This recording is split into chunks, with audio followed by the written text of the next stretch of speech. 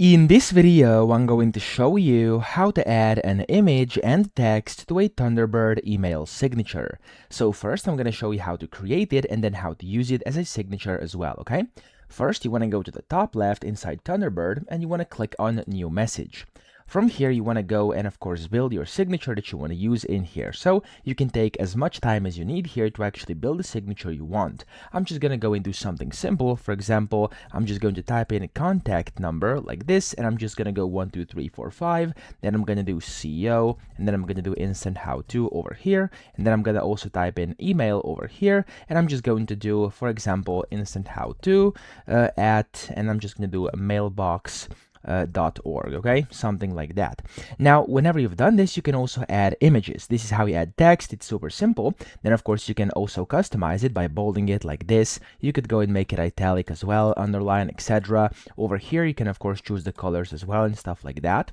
And then you have to go to over here where you can see insert an image. You can click on that and click on image. From here, you want to basically find the location. So I'm going to click on choose file, and I'm just going to go to my downloads folder here, and I'm actually going to look for my logo, which I'm going to add in here. Of course, you can add whatever you want. I'm just going to go with my logo of my channel. I'm going to click on open, and there we go. As you can see the actual size over here. You can go advanced edit if you want to, etc.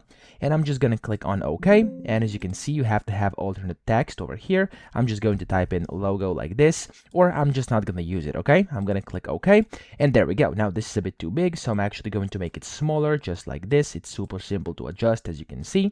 And let's say this is now, of course, the signature I want to use. The next step you have to take to actually save this as a signature is going to be to go to the top left and click on the file button.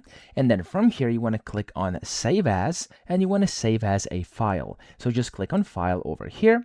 And then as you can see, you'll be able to pick where you want to save this. I'm going to go to my downloads folder, and I'm actually going to name this one signature, and then .html. Of course, you can name it whatever you want. I'm just going to keep it like this. And this is the most crucial part now, where it says save as type. You want to make sure it says HTML files.